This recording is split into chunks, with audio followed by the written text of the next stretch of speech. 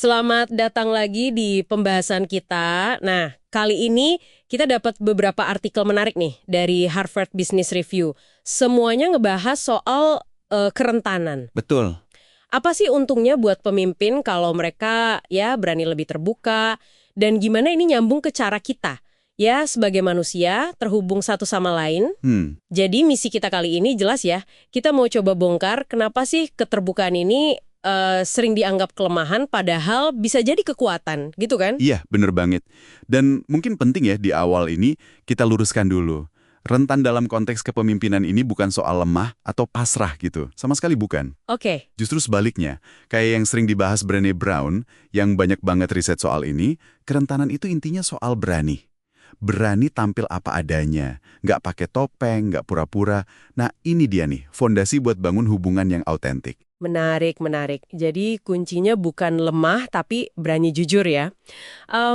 Kenapa ini jadi penting banget gitu dalam hubungan kerja? Bukannya kita bisa aja pakai topeng profesional? Kan lebih aman kayaknya. Nah, iya, itu pertanyaan bagus. Masalahnya gini, kita ini secara naluriah ya, bisa lo ngerasain mana yang asli, mana yang dibuat-buat. Oh iya? Iya, ada riset menarik dari Paulandi Dental. Dia nemuin kalau kita ini secara biologis terhubung buat merasakan emosi orang lain. Semacam resonansi gitu. Wow. Jadi, kalau ada orang yang terus-terusan coba tampil sempurna atau sok kuat gitu, seringkali kita di level bawah sadar bisa deteksi kepalsuannya. Hmm. Dan rasa nggak nyaman itu, walau nggak selalu kita sadari sumbernya, itu bisa pelan-pelan ngerusak fondasi hubungan kerja. Hmm. Kepercayaan jadi tipis gitu. Wah, jadi insting kita soal beginian lumayan tajam juga ya. Oke, jadi soal keaslian itu penting. Tapi ada tantangan lain kan buat pemimpin, terutama soal kekuasaan. Sumber-sumber ini ada nyinggung soal gimana kekuasaan itu bisa kayak ngubah seseorang gitu ya. Tepat sekali. Itu yang sering disebut paradoks kekuasaan. Dacher Keltner banyak banget nulis soal ini. Risetnya nemuin pola yang jujur aja agak bikin khawatir sih. Gimana tuh?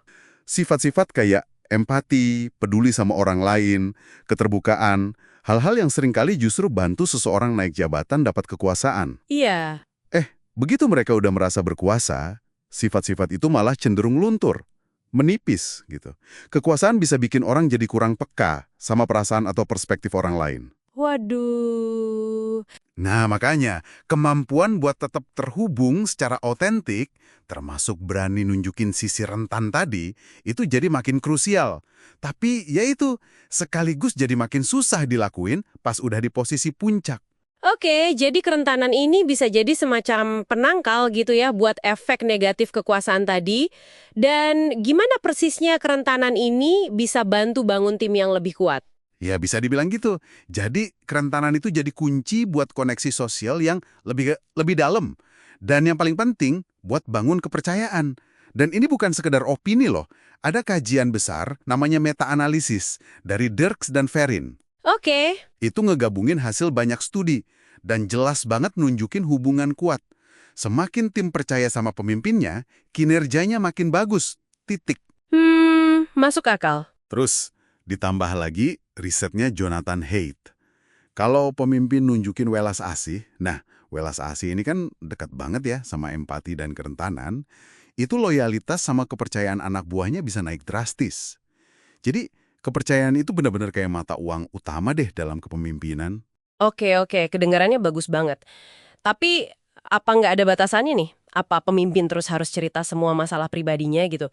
Kan ada risiko juga ya kalau terlalu terbuka malah dianggap nggak kompeten atau gimana? Nah, ini dia pertanyaan kritis. Dan disinilah nuansanya main. Nggak bisa hitam putih juga. Herminia Ibarra ngebahas ini, dia nyebutnya paradoks keaslian. Paradoks keaslian? Gimana tuh?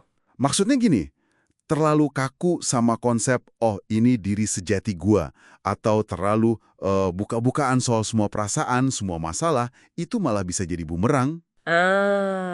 Oke.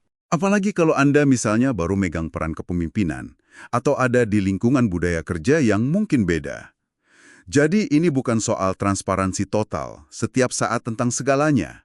Intinya, lebih ke keaslian yang adaptif. Adaptif. Iya, Jadi kita memilih secara sadar, secara bijak, kapan dan gimana kita nunjukin kerentanan itu. Tujuannya jelas, buat bangun koneksi, buat bangun trust, bukan malah bikin orang jadi ragu atau kehilangan respek. Harus pinter-pinter milih momen dan caranya. Paham, paham. Jadi kesimpulan utamanya nih, buat Anda yang dengerin, nunjukin kerentanan sebagai pemimpin, itu bukan tanda kelemahan ya. Justru, itu bentuk keberanian.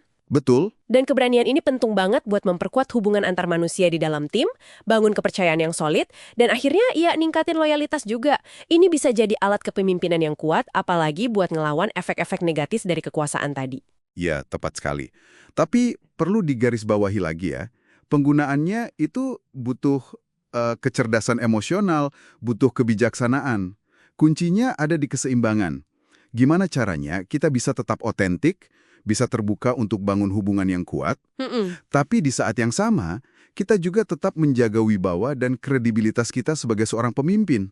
Nggak gampang, tapi bisa dipelajari. Oke. Nah, sebagai penutup nih, mungkin ada satu pertanyaan yang bisa Anda bawa pulang buat direnungkan. Gimana caranya Anda bisa mulai, sedikit demi sedikit mungkin, mempraktikkan kerentanan yang pas, yang tepat guna, dalam gaya kepemimpinan Anda sehari-hari. Cara yang bisa memperdalam koneksi Anda dengan tim, tapi tanpa mengorbankan efektivitas Anda dalam memimpin. Coba direfleksikan ya. Sampai jumpa di pembahasan kita berikutnya.